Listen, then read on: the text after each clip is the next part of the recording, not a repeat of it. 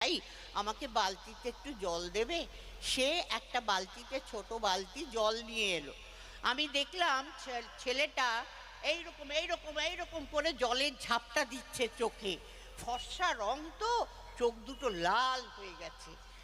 আমি খানিকক্ষণ চিন্তা করে আমি বললাম, তুমি এরম করলে কেন?